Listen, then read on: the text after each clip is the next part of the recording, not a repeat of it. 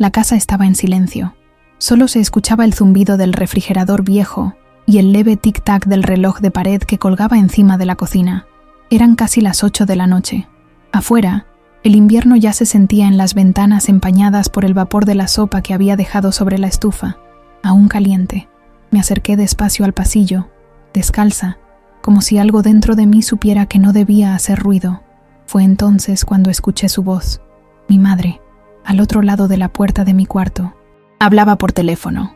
Al principio pensé que era una llamada cualquiera, pero luego, cada palabra se me fue clavando como una aguja en la garganta. Ella ni siquiera es legal. No debería estar aquí. Yo sé todo sobre su trabajo. Sé a qué hora entra y a qué hora sale. Si ustedes quieren saber dónde encontrarla, yo les digo. Mi corazón se detuvo. La sangre pareció detenerse en mis venas. Me apoyé contra la pared, como si de repente mis piernas hubieran olvidado cómo sostenerme. Era la voz de mi madre, la mujer que crié con mis propias manos, la misma que traje a este país hace más de 10 años para que no muriera sola, para que tuviera una vejez digna, para que no faltara ni techo ni medicina. Esa mujer estaba dándole información mía a alguien, y no era cualquier persona. No, yo sabía exactamente a quién estaba hablando.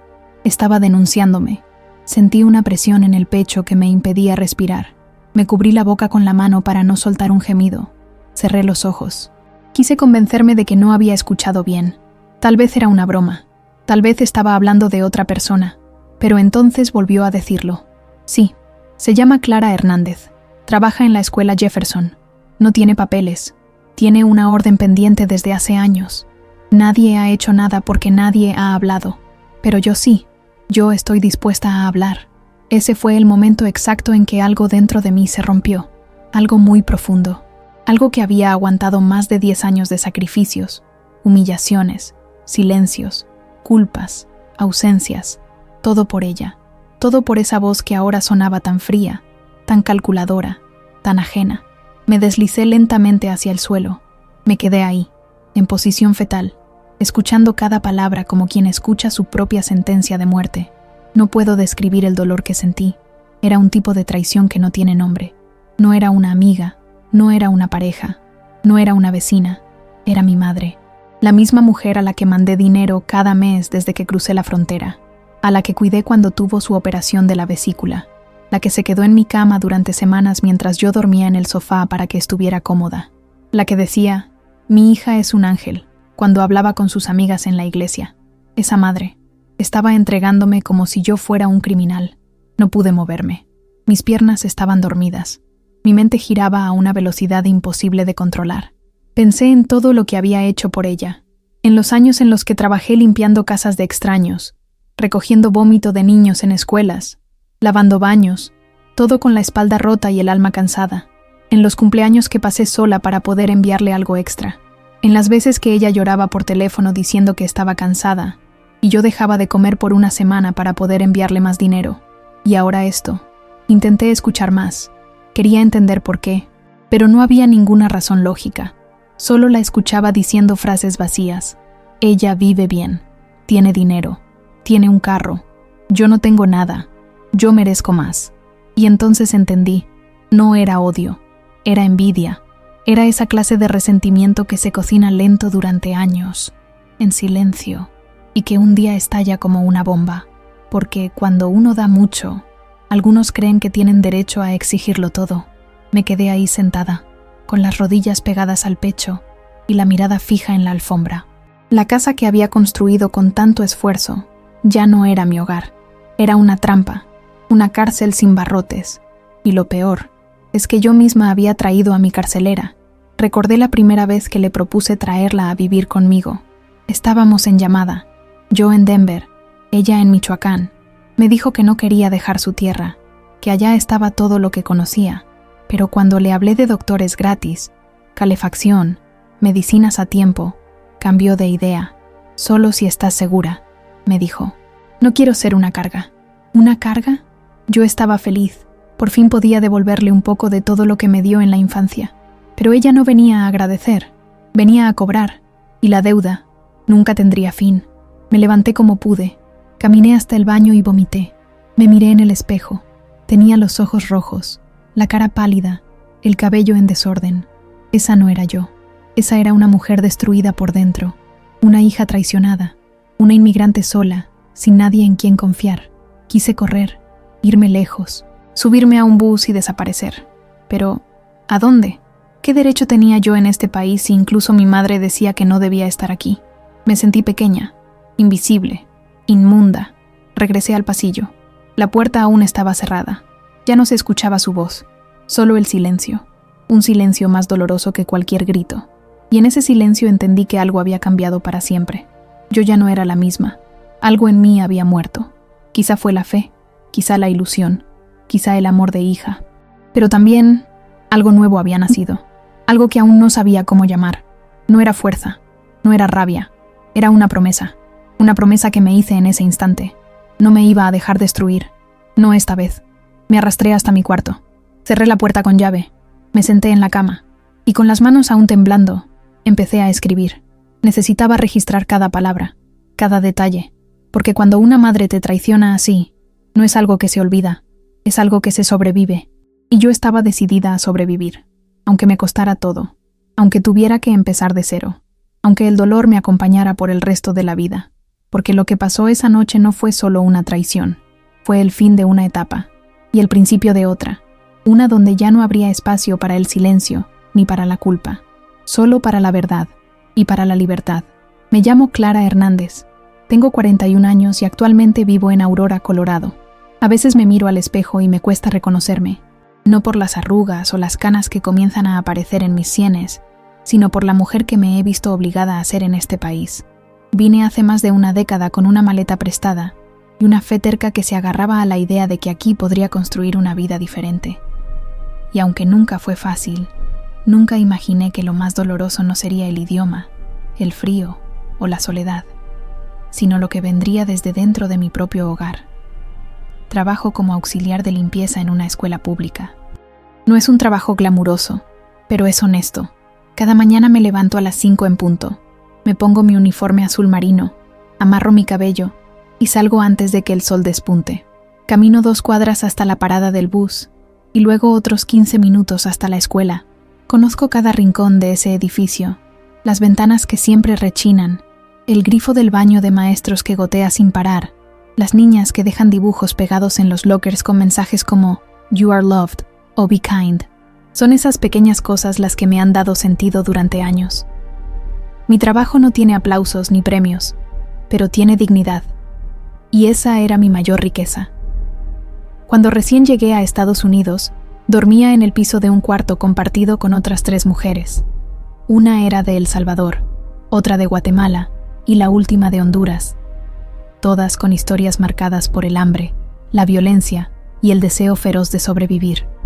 Nos turnábamos para cocinar en una pequeña estufa eléctrica y compartíamos el baño como si fuéramos hermanas de sangre.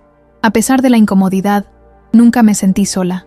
Éramos extranjeras en tierra extraña, sí, pero juntas tejíamos un refugio hecho de palabras, risas nerviosas y sueños imposibles. Con el tiempo, conseguí mi primer empleo estable en una cafetería. Lavaba platos durante turnos interminables. Mis manos sangraban del contacto constante con el agua caliente y el jabón barato, pero nunca me quejé, porque cada dólar significaba algo. Significaba enviar un poco más a mi madre. Significaba acercarme un paso a ese anhelo de traerla conmigo, porque todo, absolutamente todo, lo hacía pensando en ella. Mi madre, Dolores, era mi motivación. Su voz por teléfono cada domingo era mi medicina. Hija, estoy orgullosa de ti. Aquí todo el mundo habla de lo luchadora que eres. Esas palabras me sostenían cuando las fuerzas flaqueaban. Era como si cada jornada agotadora encontrara alivio en esa promesa de algún día estar juntas. Le juré que cuando estuviera lista, ella vendría a vivir conmigo. No en una casa lujosa, no con lujos, pero sí con cariño, techo seguro y comida caliente todos los días. Yo quería devolverle, aunque fuera un poco, todo lo que ella me había dado de niña, porque a pesar de nuestras diferencias, yo creía en su amor. Después de 6 años logré mudarme a un pequeño departamento de una recámara. No tenía mucho, pero era mío. Una sala modesta con un sofá que rescaté de una venta de garaje, una mesa de segunda mano y una cocinita donde cada domingo preparaba sopa de lentejas y arroz con plátano, como los que ella hacía cuando yo era niña. Era mi manera de sentirla cerca. Cuando finalmente inicié los trámites para traerla, sentí una mezcla de emoción y miedo. Muchos me advirtieron: a veces la familia no entiende lo que uno ha sufrido aquí. No todos saben agradecer. Yo los escuchaba, pero no les creía. Pensaba que mi madre era diferente, que cuando viera con sus propios ojos lo que costaba sobrevivir aquí, entendería. Pensé que al vivir juntas, nos volveríamos más unidas, que reiríamos viendo novelas, que saldríamos al parque a tomar el sol, que ella me esperaría con un cafecito caliente después del trabajo. Soñaba con eso como quien sueña con una infancia que nunca tuvo. El día que la recogí en el aeropuerto, llevaba un ramo de flores y una manta para abrigarla. Ella venía con una maleta llena de recuerdos, de fotografías viejas, de pomadas que siempre usaba y del perfume barato que me traía nostalgias del pasado.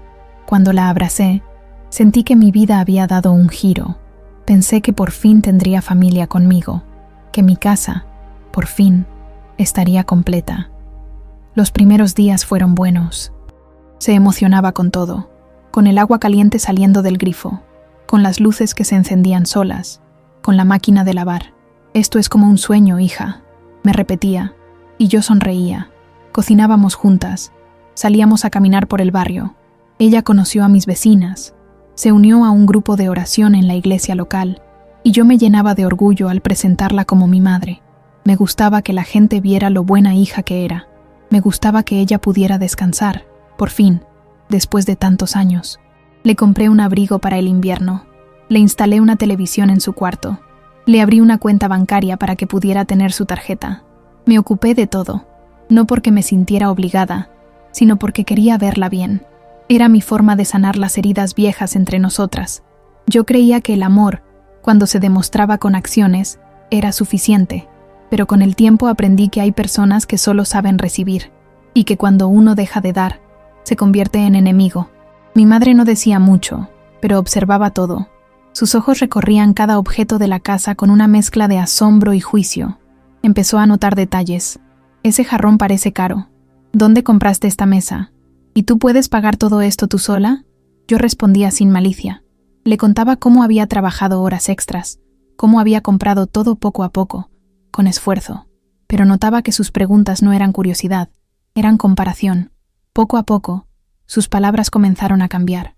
Ya no eran elogios ni gratitud, eran reclamos disfrazados de bromas. «Con razón no mandabas tanto antes, si vivías así de bien. Yo allá pasaba hambre, y tú aquí con televisión en cada cuarto».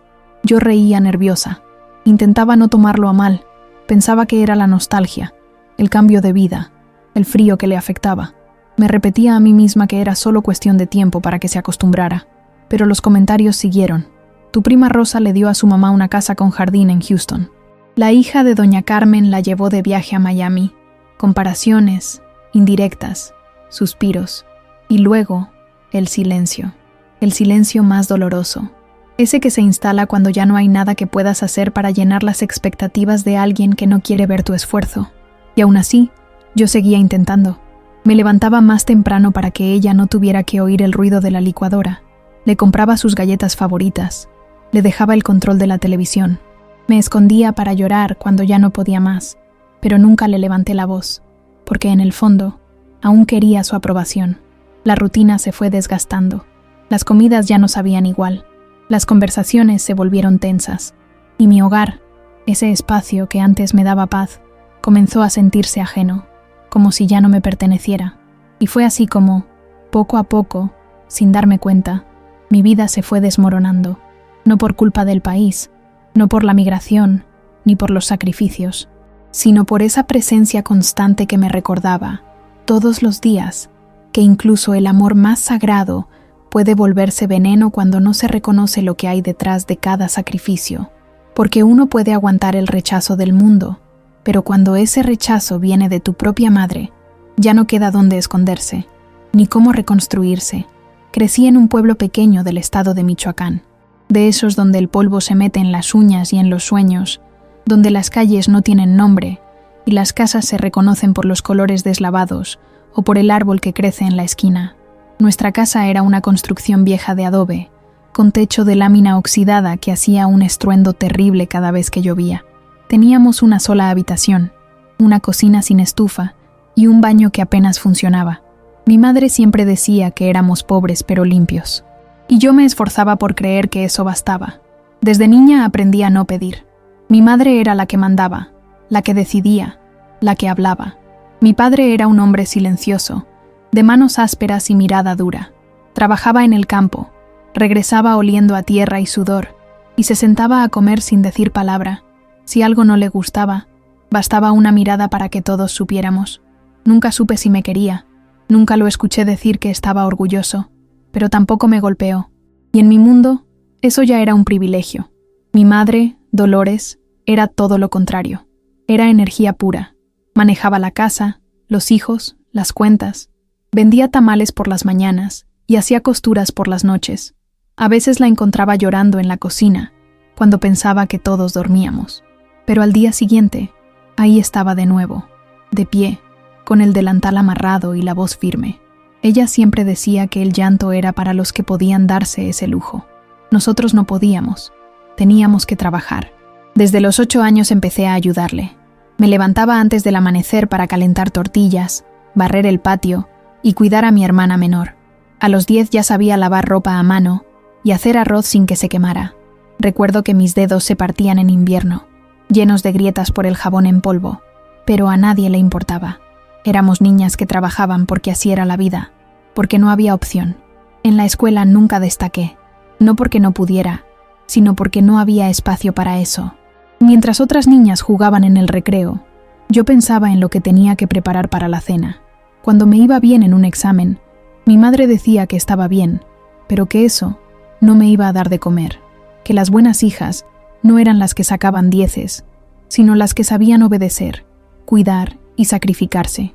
Así aprendí a callar mis opiniones, a bajar la mirada, a no cuestionar. A veces pasaban camionetas por el pueblo repartiendo folletos de programas del gobierno. Decían que habría ayuda, que darían becas, que podríamos salir adelante, pero nada cambiaba. La ayuda nunca llegaba hasta nuestra calle, y nosotros no teníamos ni teléfono para llamar.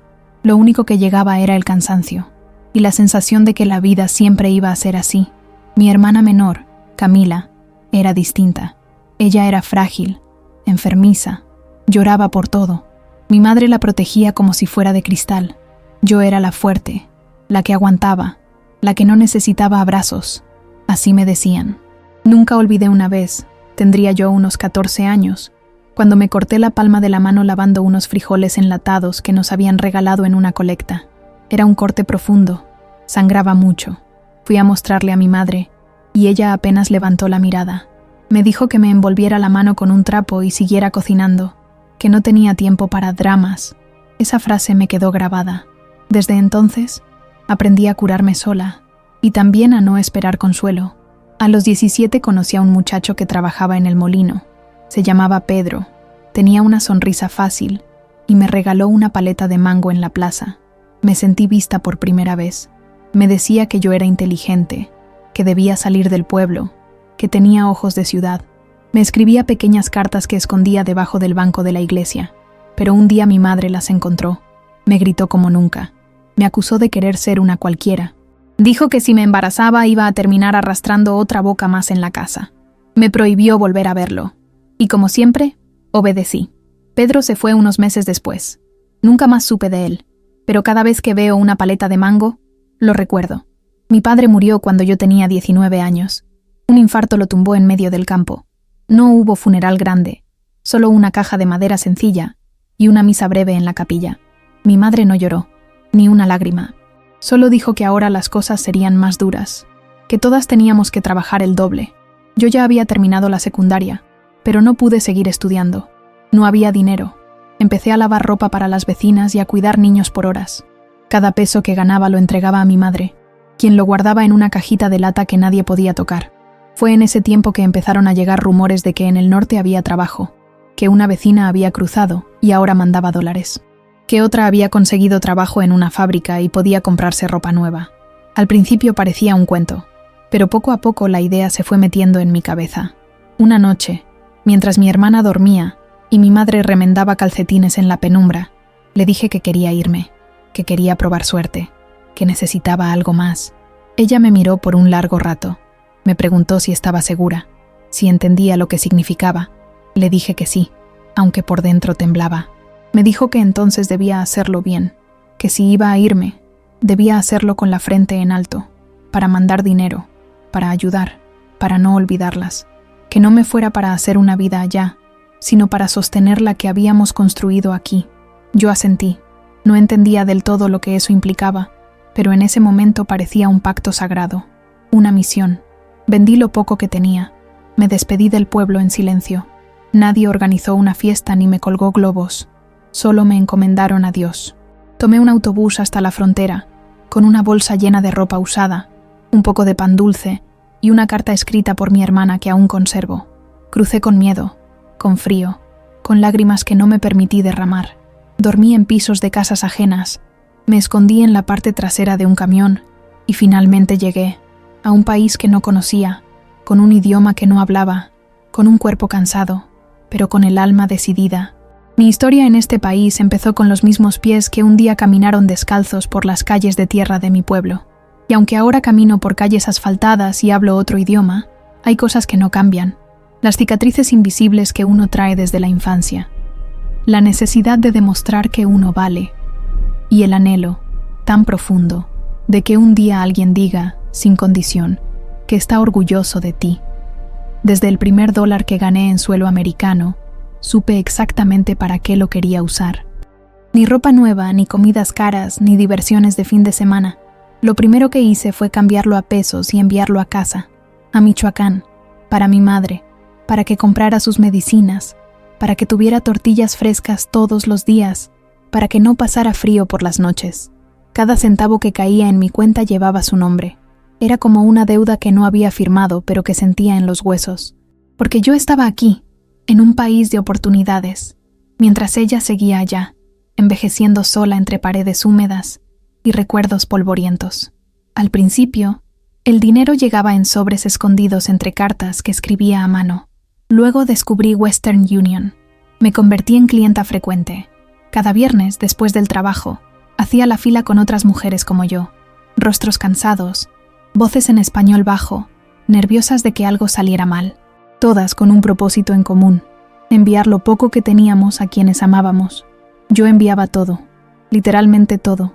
A veces me quedaban solo $5 para mí, pero yo me decía que estaba bien, que lo importante era que ella estuviera bien. Recuerdo una vez, en pleno diciembre, que me ofrecieron trabajar limpiando oficinas durante la noche. Era temporada alta, pagaban un poco más. Acepté sin pensarlo. Durante 2 semanas dormí 3 horas al día. Salía de la escuela donde trabajaba por la tarde y me iba directo al turno nocturno. Limpiaba escritorios, aspiraba alfombras, recogía tazas con restos de café frío. Me dolían tanto las piernas que lloraba mientras barría, pero lo hice, porque quería enviarle dinero extra para que pudiera comprar un calentador. Me imaginaba su sonrisa cuando lo recibiera, pero no dijo mucho, solo gracias. Y yo, como siempre, tragué las ganas de pedir un poco más de emoción. Con el tiempo, las necesidades crecían, la presión alta de mi madre, la escuela de mi hermana, el techo que se caía, la lavadora que se descompuso, todo llegaba a mis oídos como urgencias que yo debía resolver, y yo lo hacía, sin preguntas, sin dudar. Me convertí en la responsable de una casa a miles de kilómetros. Era como vivir 2 vidas, la mía, aquí, llena de sacrificios invisibles, y la de ellas, allá, sostenida por el dinero que yo sudaba día y noche. Cada decisión giraba en torno a ese deber. Nunca fui al cine, nunca comí en un restaurante, nunca me compré una cama nueva. Dormía en un colchón viejo que rescaté de la basura de una vecina. Lo limpié con cloro y lo cubrí con una manta floreada que encontré en un thrift store por $2, pero aún así me sentía afortunada, porque mientras yo pudiera dormir bajo un techo, mi madre no tendría que preocuparse por el suyo. Cuando logré ahorrar lo suficiente, comencé el proceso para traerla conmigo. No fue fácil. Llenar formularios, pagar abogados, juntar papeles. Cada trámite era como escalar una montaña con los pies desnudos. Pero lo hice con amor, porque mi sueño no era comprarme una casa ni tener un auto. Mi sueño era verla aquí, a salvo, sin frío, sin preocupaciones. Quería que tuviera lo que nunca tuvo, un poco de descanso. Recuerdo la emoción que sentí cuando me aprobaron la solicitud. Lloré tanto que terminé sentada en el piso de la sala, abrazada a una almohada. Llamé a mi madre de inmediato. Le dije que pronto estaría conmigo, que tendría su propio cuarto, su propia cama, su comida favorita todos los días. Ella se quedó en silencio. Luego dijo, en voz baja, ver para creer. Me dolió, pero lo ignoré. Pensé que era su forma de protegerse, que no quería ilusionarse antes de tiempo. Durante los meses que siguieron trabajé más que nunca. Tomé todos los turnos extra que pude. Limpiaba casas los fines de semana, cuidaba niños en las noches, ayudaba a ancianos con sus compras. Todo para ahorrar, todo para que, cuando ella llegara, no le faltara nada. Le compré una maleta nueva, le mandé ropa de invierno, le reservé un asiento en el avión junto a la ventana. Quería que viera las nubes desde arriba, que sintiera que su vida, por fin, estaba cambiando. El día que llegó al aeropuerto, llevé un cartel que decía, «Bienvenida mamá», en letras grandes. Había dibujado corazones alrededor. Me sentía como una niña esperando su regalo más preciado. Cuando la vi salir con su maleta, mis ojos se llenaron de lágrimas. Corrí a abrazarla. Ella se dejó abrazar, pero no lloró. Solo dijo, «Qué frío hace aquí». En ese momento pensé que era por el cambio de clima. No sabía que ese comentario sería el primero de muchos que me irían vaciando por dentro. La llevé a casa. Le mostré su cuarto. Tenía una cama nueva, cobijas gruesas, una silla mecedora junto a la ventana. Le preparé su comida favorita, pollo en mole con arroz y tortillas calientes. Pensé que sonreiría, que me abrazaría, que diría que estaba feliz, pero solo preguntó si la televisión tenía canales en español, y yo asentí, con una sonrisa que me dolía mantener. En las semanas que siguieron, me esforcé más que nunca. Me levantaba más temprano para que no oyera el ruido del despertador. Le dejaba lista su medicina con una nota que decía, «Te amo». Le traía flores del mercado, pero nada parecía suficiente. Siempre había algo que no estaba bien. El té muy frío, la comida muy salada, la calefacción muy alta, la silla muy dura. Una noche la encontré llorando en su cuarto. Me preocupé. Le pregunté si se sentía mal. Me dijo que no, que simplemente extrañaba su casa, sus cosas, su patio, su vecina. Me senté a su lado. Le tomé la mano. Le dije que haríamos todo lo posible para que se sintiera como en casa, que si quería, podríamos pintar el cuarto de su color favorito. Ella me miró con los ojos llenos de tristeza y me dijo, «No es lo mismo, aquí no soy nadie».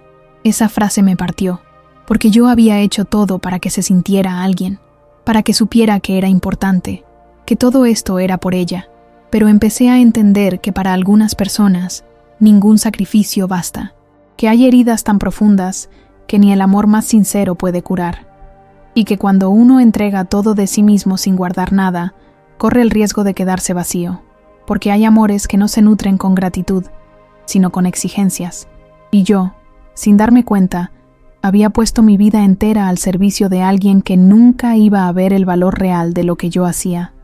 Así seguí, día tras día, entregando, sirviendo, callando, hasta que un día desperté con la certeza de que algo no estaba bien, que no podía seguir viviendo así, pero aún no sabía que lo peor estaba por llegar, que la traición más dura no vendría de un extraño, sino de la única persona por la que yo habría dado mi vida sin pensarlo dos veces. Las primeras señales fueron casi imperceptibles, cosas pequeñas, palabras lanzadas al aire como si no tuvieran peso pero que caían sobre mí con la fuerza de un ladrillo, comentarios sutiles, disfrazados de preocupación. Frases que parecían simples observaciones pero que escondían juicio, comparación, reproche. Empezó diciendo que yo trabajaba mucho, que no era normal llegar tan tarde, que ninguna mujer debía estar tan cansada todo el tiempo. Lo decía mientras miraba la televisión, sin voltear a verme, con esa voz baja que usaba cuando quería sembrar una duda sin asumirla como acusación. Después empezó a cuestionar mi manera de vestir, que por qué usaba pantalones tan ajustados, que quién me enseñó a maquillarme así, que parecía que estaba buscando atención. Yo tenía 38 años, trabajaba limpiando una escuela primaria, mis pantalones eran cómodos, no provocativos. El maquillaje era apenas una forma de no parecer tan agotada. pero según ella, ya no era la misma de antes. Y eso, para ella, era algo negativo. Un día, mientras lavaba los platos, escuché que hablaba por teléfono con una vecina del pueblo. Me detuve justo cuando escuché mi nombre. Dijo que yo había cambiado, que ahora tenía aires de grandeza, que me creía superior por estar en Estados Unidos, que ya no era la hija humilde que ella recordaba, que ni siquiera era tan generosa como decía, que si fuera realmente buena hija, ya le habría comprado una casa aquí. Me temblaban las manos. El jabón se resbalaba entre mis dedos. Sentí que el corazón me palpitaba en la garganta. No dije nada, no la confronté. Guardé silencio. Pero esa noche no pude dormir. Me preguntaba cómo podía pensar así. Después de todo, después de cada hora de trabajo, de cada centavo enviado, de cada sacrificio escondido detrás de sonrisas cansadas, ¿cómo era posible que justo ella, la persona por quien había entregado mi juventud, me viera como una amenaza, como una desagradecida, como una extraña? A partir de ese momento, empecé a notar todo con más claridad. Los suspiros que lanzaba cuando entraba a la cocina, las puertas que cerraba con fuerza, las miradas frías, la forma en que se apropiaba de mi espacio, de mis cosas, como si fueran suyas por derecho.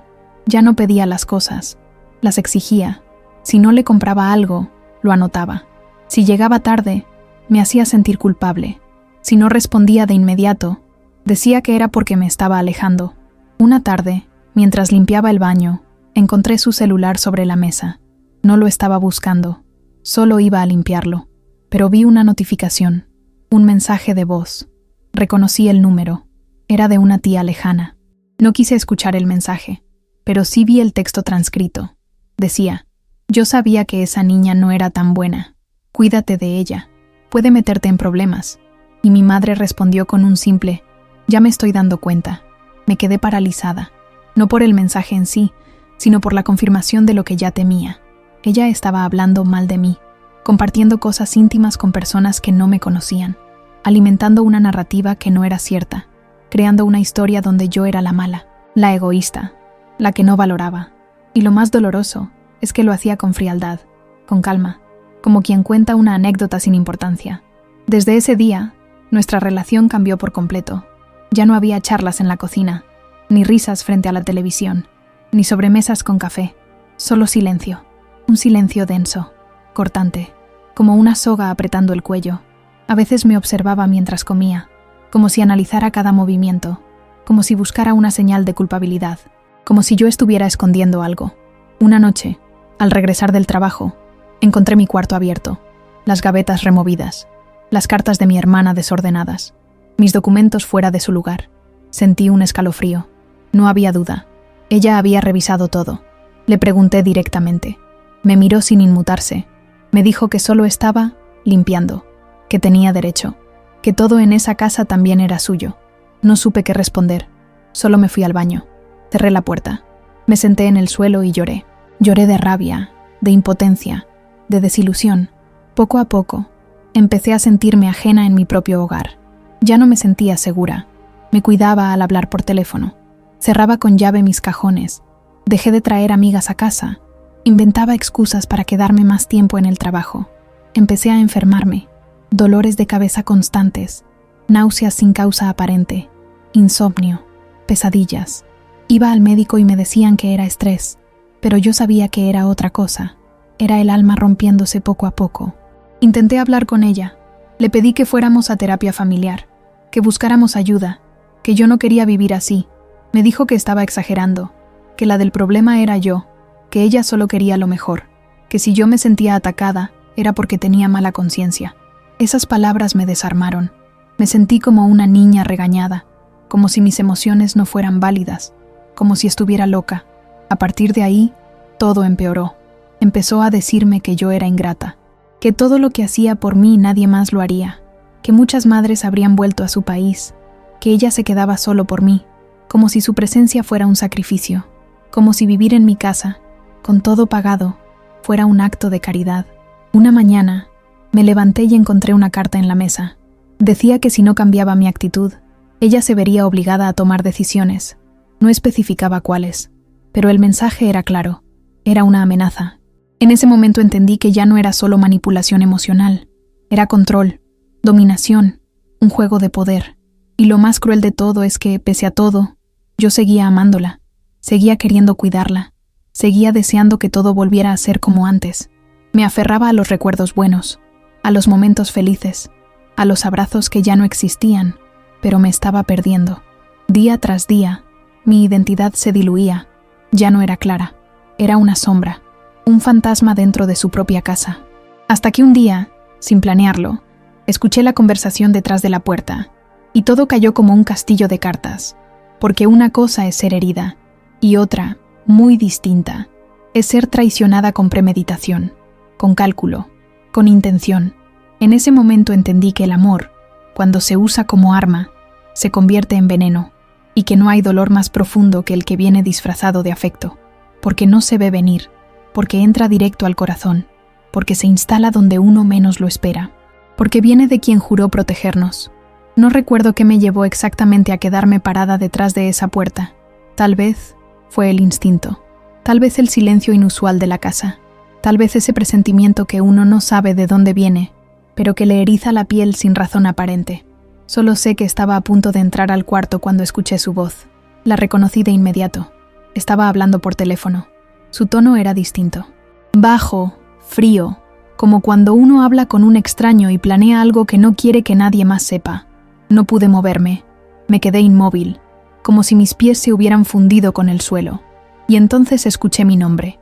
Dijo que estaba cansada, que ya no aguantaba vivir conmigo, que se sentía usada, que yo la tenía encerrada como a una prisionera, que no podía hacer nada sin pedirme permiso, que yo la hacía sentir menos, que la trataba como una carga. Dijo que nunca había querido venir, que todo era una mentira, que si hubiera sabido cómo era mi vida aquí, se habría quedado en su tierra. Y luego lo peor, dijo que estaba considerando denunciarme, que tal vez era hora de que alguien pusiera límites, que tal vez si yo perdía algo, aprendería a valorar lo que tiene. No podía creer lo que estaba oyendo. Cada palabra era como una cuchilla cortando las fibras más profundas de mi ser. Me sentí como si me estuviera viendo desde fuera, como si esa conversación no fuera sobre mí, como si estuvieran hablando de otra persona. Pero era mi madre, aquella por quien lo di todo, aquella por quien había renunciado a mis sueños, a mi juventud, a mi paz, aquella a quien había traído con la esperanza de sanar, de reencontrarnos, de volver a ser madre e hija como cuando yo era niña, y creía que todo lo que hacía ella era por amor. Quise entrar, quise gritar, quise preguntarle por qué, pero no pude. Me temblaban las piernas, me faltaba el aire, me alejé lentamente, como si mi cuerpo no quisiera hacer ruido. Me encerré en el baño y me miré al espejo. Me vi pálida, con los ojos hinchados, con la boca entreabierta como si no supiera respirar. Me senté en el borde de la tina y lloré. No con lágrimas suaves, lloré con el cuerpo entero, con el pecho apretado, con esa desesperación que solo se siente cuando algo dentro de ti se rompe de forma irreversible. No dormí esa noche. Me quedé sentada en la sala, mirando la oscuridad, pensando en cada momento, en cada esfuerzo, en cada palabra que ahora parecía vacía. Trataba de encontrar una explicación lógica. Me decía que tal vez estaba confundida, que tal vez malinterpreté lo que oí, pero no había error. Las palabras estaban claras, no había lugar para dudas. Al día siguiente, me comporté como si nada hubiera pasado. Le preparé el desayuno, le llevé su medicina, le pregunté si necesitaba algo. Me respondió con la misma indiferencia de siempre, como si no hubiera amenazado con destruirme horas antes, como si nada en su mundo se hubiera alterado. Esa frialdad me paralizaba más que cualquier grito. Durante los días siguientes, viví en un estado de alerta constante. Cada sonido me hacía girar la cabeza. Cada conversación telefónica me provocaba ansiedad. Empecé a revisar mis papeles, mis documentos, mis cuentas. Me di cuenta de lo expuesta que estaba. Legalmente, todo estaba en orden. Pero emocionalmente, me sentía completamente desprotegida. Estaba viviendo con alguien que no solo ya no me amaba, sino que planeaba lastimarme. Una tarde, regresé a casa más temprano. Ella no me esperaba. Estaba en la sala, sentada con una mujer que no conocía, una trabajadora social. Estaban hablando de mí. Decían que era necesario revisar mi situación. que había que garantizar los derechos de los adultos mayores, que había recibido una llamada anónima denunciando maltrato. Me quedé sin palabras. No era solo una amenaza, era real. Ya había comenzado. Tuve que explicarme. Tuve que abrir mi casa, mis cuentas, mis hábitos. Tuve que demostrar que no la maltrataba, que nunca la había dejado sin comida, que jamás le levanté la voz, que no la había encerrado ni controlado ni vigilado. Me sentí humillada, como si de pronto fuera culpable de algo que nunca hice. La trabajadora social fue correcta, pero distante. Me dijo que entenderían la situación, que harían seguimiento, que era su deber. Cuando se fueron, mi madre me miró con una calma escalofriante. Me dijo: «No me obligues a hacer esto otra vez. Tú decides». No levanté la voz, no discutí, solo asentí. Me encerré en mi cuarto y comencé a planear cómo salir de esa pesadilla. Me dolía el cuerpo, me dolía el alma, me dolía todo. Pasé días en piloto automático. Iba al trabajo, volvía, cocinaba, fingía. Me iba apagando poco a poco. Perdí peso, dejé de responder mensajes. Me alejé de mis amigas. Ya no me reía, ya no soñaba. Vivía en modo supervivencia. Tenía miedo de dejarla sola en la casa, miedo de que me acusara de algo, miedo de que me quitara lo poco que había construido, pero sobre todo, tenía miedo de mí misma, de en qué me estaba convirtiendo. Una noche, mientras intentaba dormir, sentí un nudo en la garganta. Me levanté y comencé a escribir. No una carta de despedida, no una acusación. Solo escribí todo lo que sentía, todo lo que nunca dije, cada herida, cada momento, cada silencio. Escribí con lágrimas en los ojos, con el corazón roto, como una forma de salvarme a mí misma, porque entendí que nadie iba a venir a rescatarme, que si quería salir viva de esa situación, tenía que tomar una decisión, una de verdad, una que doliera, pero que también me devolviera la vida. Y aunque en ese momento no sabía cómo ni cuándo, lo supe con certeza, que ya no podía seguir llamando hogar a un lugar donde se me había arrancado el alma, que el amor, cuando se convierte en castigo, deja de ser amor, y que incluso una madre, por muy sagrada que parezca, puede convertirse en la persona que más daño te hace. Y eso es algo que nadie te enseña a enfrentar. Tomar la decisión de alejarme de mi madre fue, sin duda, el acto más desgarrador que he tenido que enfrentar. No porque no sintiera que era necesario, sino precisamente porque lo era. Porque a pesar de todo el daño, a pesar de cada palabra cruel, cada amenaza velada y cada traición, aún había una parte de mí que deseaba que todo se arreglara, que un día, al despertar, ella se sentara conmigo con lágrimas en los ojos y me dijera que lo sentía, que me abrazara como lo hizo cuando era niña y me dijera que estaba orgullosa de mí. Pero ese día nunca llegó. La casa se había convertido en una prisión de paredes silenciosas. Cada objeto parecía cargado de tensión. Las tazas en la cocina, los cojines en la sala, incluso los cuadros en la pared me devolvían la mirada como si supieran todo lo que estaba ocurriendo dentro de mí. Me movía como un fantasma. Hacía mis tareas sin pensar. Respondía lo justo. Evitaba su mirada. Evitaba sus palabras. Y lo más triste era que ella también parecía estar cómoda en ese ambiente, como si se alimentara del malestar, como si su único propósito fuera desestabilizarme. Empecé a hablar con una terapeuta en secreto. Una amiga del trabajo me la recomendó. Era una mujer salvadoreña, fuerte, cálida, con voz pausada. La primera vez que me senté frente a ella, no dije nada durante los primeros 10 minutos. Solo lloré. Lloré con los hombros encogidos, como si el simple acto de permitir que alguien me viera fuera un riesgo. Ella no dijo nada, solo me ofreció un pañuelo. Cuando por fin pude hablar, lo hice sin orden, sin lógica. Le conté todo, desde la infancia, desde el pueblo, desde el primer dólar enviado hasta la denuncia. Me escuchó sin juzgar. Me dijo que el amor no justifica la destrucción, que a veces el verdadero acto de amor es alejarse. Fue ahí cuando entendí que estaba esperando una validación que nunca iba a llegar de mi madre, que llevaba años luchando por ganarme un cariño condicionado, que solo existía si yo cumplía ciertos papeles, que me estaba negando a mí misma para sostener una relación que ya no era de madre e hija, sino de carcelera y prisionera emocional. Empecé a escribir más. Cada noche, después de las sesiones, llenaba cuadernos con mis recuerdos, mis pensamientos, mis miedos. Era como sacar veneno, como vaciarme para volver a llenarme de algo más sano. Un día, mientras estaba en el trabajo, Recibí una llamada de los servicios sociales. Me dijeron que mi madre había hecho otra denuncia. Esta vez alegaba abandono. Dijo que yo la dejaba sin comida, que no la cuidaba, que vivía en condiciones deplorables. Me temblaban las manos. Ya no era solo un tema emocional. Podía tener consecuencias legales. Pude haber perdido mi trabajo. Pude haber sido investigada. Y todo por una mentira. Una mentira dicha por la mujer que me dio la vida. Cuando colgué, sentí una ola de rabia que nunca antes había sentido. No era ira ciega, era dolor. Dolor acumulado. Dolor que ya no cabía en el pecho. Me encerré en un baño y grité. Grité con el rostro contra una toalla para que nadie escuchara. Golpeé la pared con el puño hasta que me dolió. No por lo que estaba pasando, sino por darme cuenta de que yo lo había permitido. Por años. Que había cerrado los ojos. Que me había callado. Que me había convencido de que el sufrimiento era parte del amor.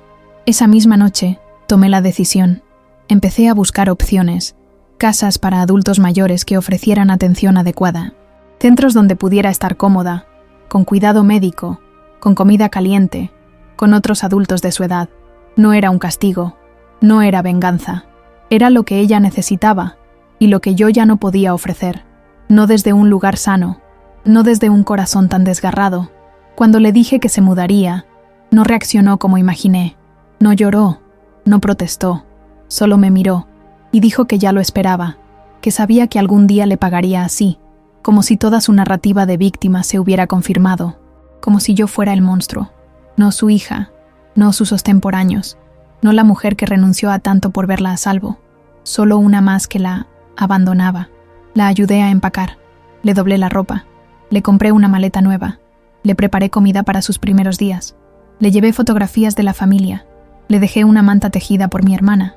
No lo hice por ella, lo hice por mí, para cerrar ese capítulo sin odio, para no cargar con más culpa, para no permitir que la amargura terminara de pudrir lo poco que quedaba en mí. El día que se fue, no hubo abrazos, no hubo palabras dulces, solo un portazo suave, un coche que se alejó y un silencio abrumador. Me senté en la sala, rodeada de todo lo que había construido, y por primera vez en mucho tiempo sentí el aire, sentí que podía respirar, sentí mi cuerpo, sentí mi presencia. No era felicidad, era libertad, cruda, dolorosa, pero libertad al fin. Las semanas siguientes fueron una mezcla de alivio y duelo, como si hubiera perdido algo que nunca tuve del todo. Soñaba con ella, me despertaba con el impulso de preparar su desayuno, me encontraba hablando en voz alta sola, como si aún estuviera ahí.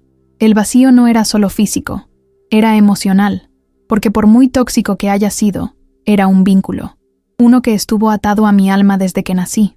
Mi terapeuta me dijo que el proceso de sanar no es lineal, que habría recaídas, que habría días en los que desearía haber hecho las cosas diferentes, y los hubo.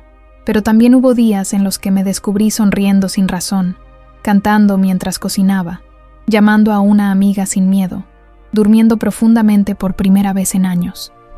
Aprendí que amar no significa aguantarlo todo, que la lealtad no debe costarte la vida, que ser hija no implica renunciar a ti misma, y que incluso cuando el amor duele, se puede soltar, no por falta de amor, sino por exceso de dignidad.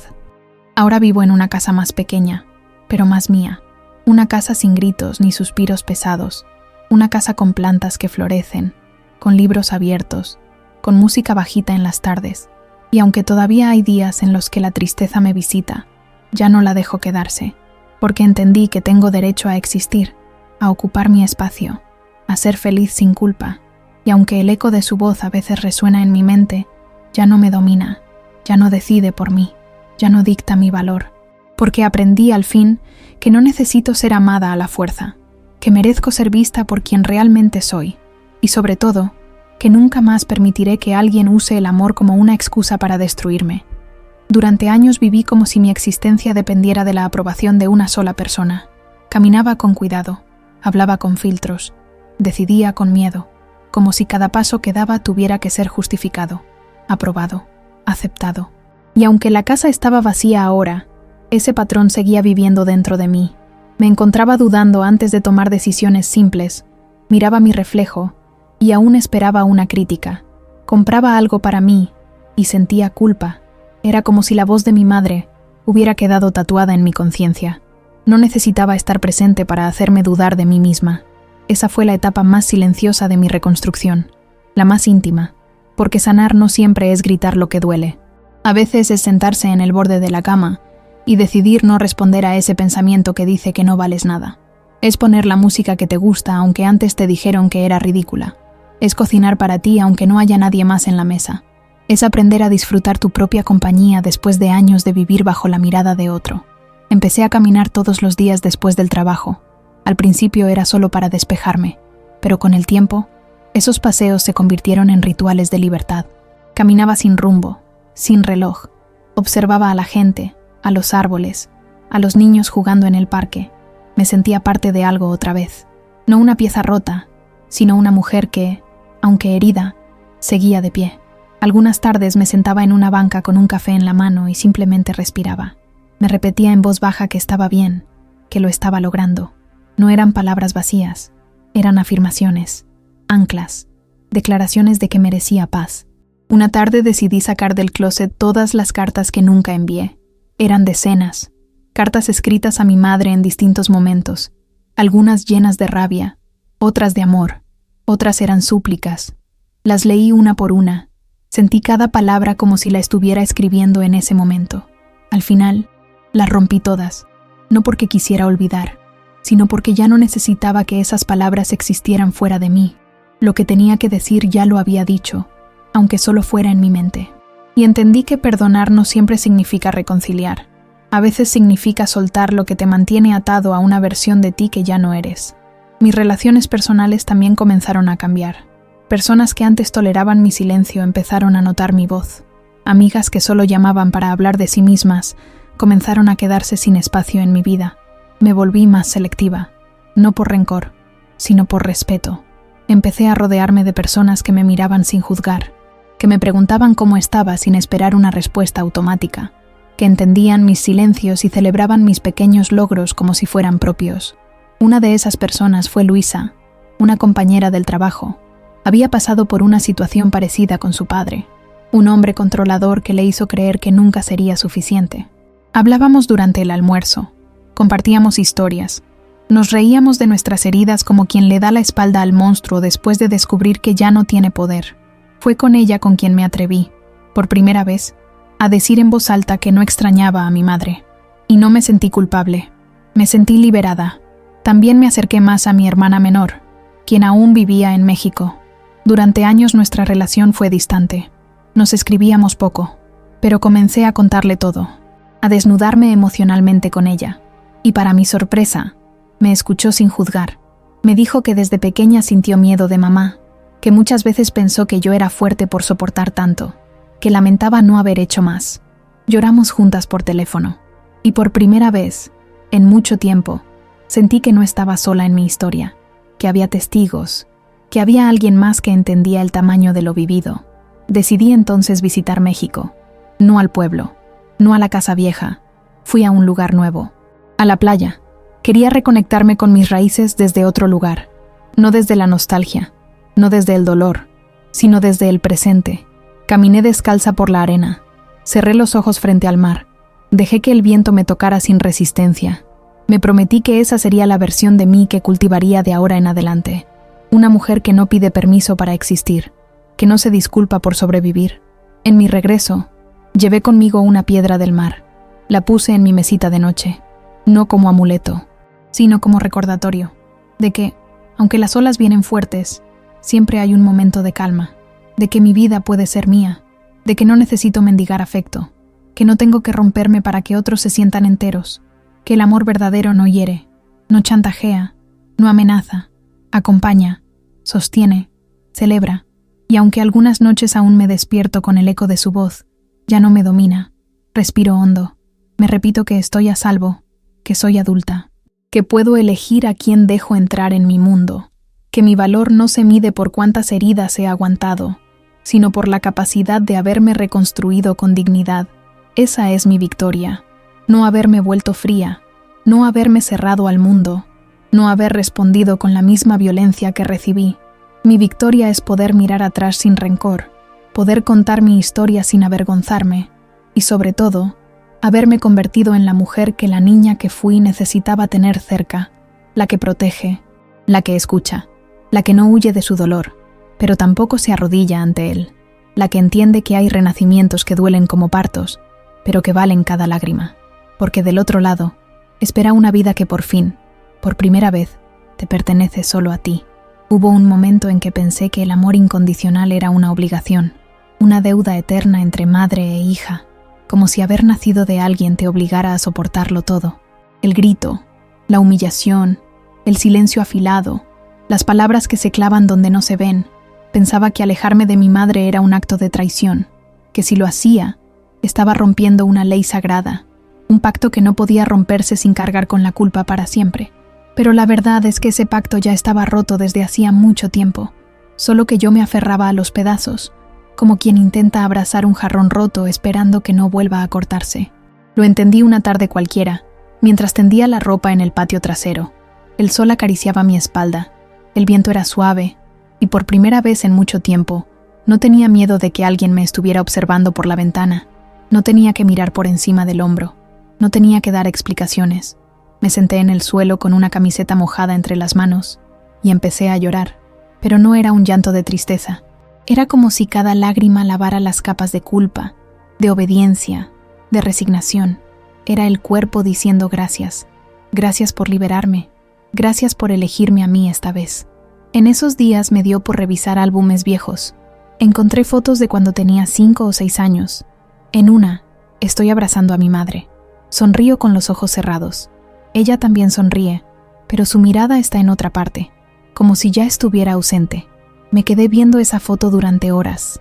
Pensé en esa niña que aún creía que el mundo era bueno, que aún pensaba que el amor venía sin condiciones, y sentí una ternura inmensa por ella, porque esa niña, que fui yo, no sabía lo que vendría, no sabía cuántas veces sería rechazada, cuántas veces tendría que elegir entre ser buena hija o ser feliz. Tomé esa foto y la puse en un portarretratos nuevo. La dejé en la sala, no como un homenaje a mi madre, sino como un recordatorio de quién era yo antes del dolor, como una promesa, de que jamás volvería a abandonar a esa niña por complacer a nadie, que nunca más permitiría que alguien decidiera su valor, porque ella, con su inocencia y su fe ciega, merecía algo mejor, merecía protección, no castigo, merecía amor que cure, no amor que destruye. Un fin de semana decidí limpiar a fondo la casa, no por necesidad, sino como un acto simbólico.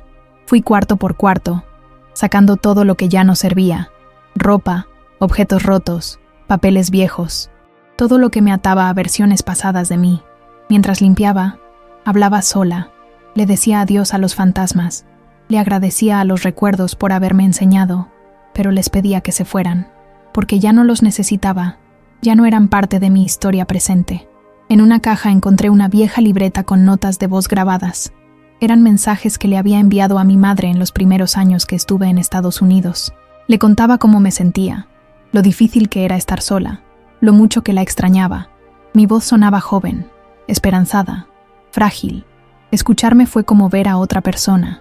Quise abrazar a esa mujer, decirle que no estaba loca, que no era mala hija, que su deseo de ser amada era válido, que no estaba pidiendo demasiado, que solo quería un poco de ternura a cambio de tanta entrega. Me costó borrar esas grabaciones, pero lo hice, no por odio, sino por cierre, porque seguir escuchándolas era como caminar en círculos, y yo ya no quería repetir la historia. Quería avanzar, quería construir nuevas memorias, más mías, más limpias, más libres. Empecé a escribir pequeños relatos sobre mujeres que habían pasado por lo mismo, algunas reales, otras inventadas, historias de hijas que se enfrentaron al juicio, al abandono, a la manipulación emocional. Cada relato era una forma de poner afuera lo que me quemaba por dentro, de transformar el dolor en palabras, y descubrí que muchas mujeres se veían reflejadas en ellas. Recibí mensajes de lectoras diciendo gracias, gracias por decir lo que yo no me atrevo, gracias por darme voz. Esas palabras fueron un bálsamo, porque durante años creí que estaba sola, que mi historia era un caso aislado, que nadie entendería. Pero no, hay tantas hijas con el alma rota por una madre que nunca supo amar, que confundió autoridad con control, que usó el sacrificio como arma, que sembró culpa en lugar de cuidado. Y por fin entendí que contar mi historia no solo me sanaba a mí, también era un acto de resistencia, de solidaridad, de romper el silencio que tantas llevamos como una segunda piel. Recuerdo una tarde en particular. Fui a un parque cercano y me senté a escribir. Frente a mí, una niña jugaba con su madre. Reían juntas, se perseguían entre los árboles. En un momento, la madre se agachó, la abrazó y le dijo algo al oído. La niña cerró los ojos, se aferró a su cuello y sonrió. Esa imagen me conmovió hasta lo más profundo, porque entendí que eso era lo que siempre quise. Y aunque ya no lo recibiría de mi madre, aún podía construirlo en otros lazos, en mis amigas, en mis lecturas, en mi forma de hablarme a mí misma. No necesito ser madre para romper el ciclo. No necesito repetir la historia. Puedo ser la mujer que da lo que nunca recibió, que construye desde la conciencia, que elige amar sin herir, que abraza sin poseer, que cuida sin controlar. Esa es la mayor victoria. Ser distinta, ser libre. Y aunque aún hay días en los que la tristeza me visita, ya no le tengo miedo. La dejo entrar, le sirvo una taza de té, la escucho, porque aprendí que el dolor no es enemigo, es maestro, y el mío me enseñó a no conformarme, a no aceptar menos de lo que merezco, a no confundir lealtad con autoabandono, a no sacrificarme por un amor que solo existe si me anulo. Hoy sigo caminando, sin certezas absolutas, sin mapas claros, pero con el alma más ligera, con la voz más firme, con el corazón en proceso de cicatrización. Sí, pero latiendo con fuerza, porque he entendido que incluso las historias más dolorosas pueden transformarse, que las heridas, cuando se nombran, cuando se comparten, dejan de sangrar, y que del otro lado del silencio siempre hay una posibilidad de volver a empezar, con dignidad, con ternura, con verdad. Volver a tener una rutina sin miedo fue como aprender a caminar de nuevo. Cada paso era torpe, dudoso, pero firme. Me despertaba con el sonido del despertador y ya no con el peso de la ansiedad en el pecho. Me preparaba el desayuno no por obligación, sino como un acto de amor propio. Me miraba al espejo sin buscar defectos ni disculpas. Era como si cada día fuera una oportunidad para recuperar un pedazo de mí que había perdido entre las demandas y manipulaciones de una historia que ya no era mía. Redescubrí mi casa. Ya no era un campo de batalla ni un recordatorio de lo que soporté. La convertí en mi santuario. Pinté las paredes, cambié los muebles de lugar, colgué nuevas cortinas, más claras, más livianas. Puse velas aromáticas y plantas en cada rincón. Había algo profundamente sanador en ver cómo el espacio físico también se transformaba conmigo, como si mi entorno supiera que había comenzado un nuevo capítulo. Cada rincón hablaba de mí, de quien soy ahora, no de la hija sumisa, sino de la mujer que eligió vivir. Una noche, mientras preparaba la cena, sonó el teléfono. Era un número desconocido. Dudé en contestar, pero algo me dijo que debía hacerlo. Era una trabajadora del centro donde estaba mi madre. Me informó que su estado de salud había comenzado a deteriorarse, que no era grave, pero que sería bueno que alguien la visitara. Su voz fue neutra, casi robótica, pero esas palabras removieron algo en mí. No sentí culpa, no sentí urgencia, sentí una especie de vértigo emocional, como si mi cuerpo entero recordara de golpe todo lo que había costado llegar hasta aquí. Colgué sin prometer nada. Me senté en la mesa con el plato frente a mí y no pude comer. Mi mente era un torbellino. Pensaba en ella sola, en una cama, sin saber si alguien iría a verla. Pensaba en todo lo que habíamos sido, en lo que pudo haber sido, en lo que nunca sería. Esa noche no dormí. Di vueltas en la cama hasta el amanecer, y cuando por fin me levanté, no tenía respuestas. Pero sí tenía claridad. No iba a verla. No porque le deseara mal, no por venganza, sino porque sabía que estar frente a ella podía hacerme retroceder todo lo que había avanzado. Y ya no podía permitirme volver a ese lugar oscuro. Escribí una carta que nunca envié, una especie de despedida, no porque estuviera muriendo, sino porque yo necesitaba cerrar ese vínculo desde otro lugar. Le dije todo lo que nunca le dije en persona, que me dolió, que me rompió, que la amé como solo una hija puede amar a quien le dio la vida, pero también le dije que me solté, que ya no vivía para complacerla, que ya no esperaba que cambiara, que la perdonaba, pero desde lejos, que estaba en paz, y que esa paz me costó mucho como para perderla ahora. Guardé esa carta en un cajón. No necesitaba que ella la leyera, solo necesitaba escribirla, sacarla de mi cuerpo, transformar la herida en palabra, y así fue como supe que había sanado, porque ya no necesitaba su validación, ya no me dolía su rechazo, ya no la culpaba, solo la comprendía desde la distancia, como se comprenden las tormentas después de haberlas sobrevivido. Comencé a dar pequeños talleres en un centro comunitario. Mujeres como yo, muchas inmigrantes, compartían sus historias. Algunas hablaban por primera vez, temblaban, lloraban, pero al final salían más livianas. Era como si el solo hecho de ser escuchadas les devolviera algo que creían perdido. Un día, una mujer de Honduras me abrazó al terminar y me dijo que mi historia le dio valor para dejar a su madre abusiva. Me miró a los ojos y me dijo gracias. Ese gracias no era solo por ella, era también por mí, por haber sobrevivido, por haber contado, por haber roto el silencio. Empecé a sentirme útil, no solo para los demás, para mí. Mi historia, tan llena de dolor, se había convertido en un puente, en una lámpara para otras. No necesitaba tener todas las respuestas, solo estar ahí, escuchar, acompañar, decir yo también. Y ese también era como un bálsamo que curaba sin necesidad de medicamentos. En una conversación con mi terapeuta, le dije que ya no odiaba a mi madre, ni siquiera la juzgaba, que si volvía a verla, no habría gritos ni lágrimas, solo aceptación. Me miró en silencio y asintió. Me dijo que eso no era resignación, que era madurez emocional, que soltar no es rendirse, es entender que uno merece paz. Y eso, me dijo, es lo más difícil de lograr. Algunos fines de semana visito un asilo local, no el de mi madre, otro. Llevo libros, flores, dulces. Me siento a hablar con ancianos que no reciben visitas. Escucho sus historias. Algunos se repiten, otros inventan, pero todos agradecen. Y en sus ojos, a veces, veo lo que hubiera querido ver en los de ella. Y está bien, porque aprendí a recibir amor desde otros canales, desde otros rostros, desde otras miradas. Una tarde una señora ciega me tomó la mano y me dijo que mi voz le recordaba a su hija. Le pregunté si la veía seguido y me dijo que no, que su hija no hablaba con ella desde hacía años. Le pregunté si le dolía y me respondió algo que se me quedó grabado. Me dijo duele, pero ya no hiere, y entendí exactamente lo que quería decir, porque yo también aprendí a vivir con la herida. No desaparece, no se olvida, pero ya no define, ya no me condiciona, ya no me encadena.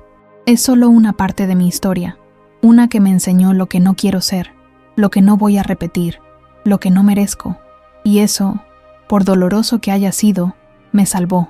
Y así sigo, no con finales felices de película, pero con días buenos, con momentos auténticos, con una libertad conquistada paso a paso. Y cada vez que dudo, cada vez que el pasado intenta regresar disfrazado de nostalgia, me recuerdo todo lo que costó llegar hasta aquí, me abrazo, me digo que estoy bien, y sigo, porque ahora sé que puedo, porque ahora sé que valgo, porque ahora, por fin, soy mía. Hoy puedo mirar atrás sin cerrar los ojos. Puedo nombrar mi historia sin que me tiemble la voz. Puedo decir que sobreviví no porque fui fuerte todo el tiempo, sino porque, incluso en los momentos más oscuros, decidí no soltarme. Me sostuve con hilos invisibles, con silencios compartidos, con lágrimas contenidas, con la esperanza temblorosa de que algún día esto que dolía tanto iba a transformarse en algo que pudiera contar sin vergüenza. Y aquí estoy, contándolo. En mis palabras hay cicatrices, sí, pero también hay vida, hay memoria, hay verdad. Porque no se trata solo de superar, se trata de honrar a la mujer en la que me convertí después de tanto, de abrazarla con toda su historia, con su dolor, con sus intentos, con sus fracasos, con su fuerza. A veces me preguntan si me arrepiento, si cambiaría algo, si desearía que mi madre hubiera sido diferente. Y claro que sí, hubiera querido una madre que me cuidara, que me viera, que me celebrara, pero también entiendo que no todas nacemos en hogares que nos preparan para florecer. Algunas nacemos en terreno árido, y aún así, florecemos, con raíces que se aferran a la vida, con pétalos que se abren incluso bajo la tormenta. Esta historia es mía, pero también es de tantas, de mujeres que han amado sin ser amadas, que han cuidado a quienes les negaron el cuidado, que han callado para no herir, hasta que se olvidaron de su propia voz. Es por ellas que hablo, es por nosotras que escribo, porque cada historia contada rompe un ciclo, porque cada verdad dicha en voz alta se convierte en un faro para otra que aún está en la oscuridad. Y si tú estás escuchando esto ahora mismo, y sientes que nadie te entiende, que nadie sabe lo que estás viviendo, quiero que sepas que no estás sola, que tu dolor importa, que tu historia es válida, que tienes derecho a poner límites, a alejarte, a sanar, a construir una vida que te pertenezca de verdad, una donde no tengas que mendigar amor, una donde puedas respirar sin miedo. Gracias por haber llegado hasta aquí conmigo, por tomarte el tiempo de escuchar, de sentir, de acompañarme. Cada persona que se queda hasta el final, que deja un comentario, que comparte este video, no solo está apoyando este canal, está ayudando a que estas historias lleguen a más corazones. Está diciendo yo también. Está rompiendo el silencio. Si esta historia tocó algo dentro de ti, te invito a dejar tu voz en los comentarios. Escribe lo que quieras, lo que sientas. Tal vez con solo unas pocas palabras puedes darle fuerza a alguien que aún no se atreve a hablar. Tal vez tú también has sentido ese dolor, ese abandono, esa traición. Aquí, tu historia también importa. Tu verdad también merece ser escuchada. Y si todavía no lo has hecho, te invito a suscribirte a este canal. Aquí contamos historias reales. Historias que duelen, pero también sanan. Historias que nos recuerdan que no estamos solas, que hay salida, que hay futuro, que hay luz después del caos. Nos vemos en el próximo video, que ya está en tu pantalla. Es otra historia que necesita ser contada, otra vida que merece ser conocida. Gracias por estar aquí, gracias por sentir, gracias por no rendirte. Hasta la próxima, con amor, respeto y verdad.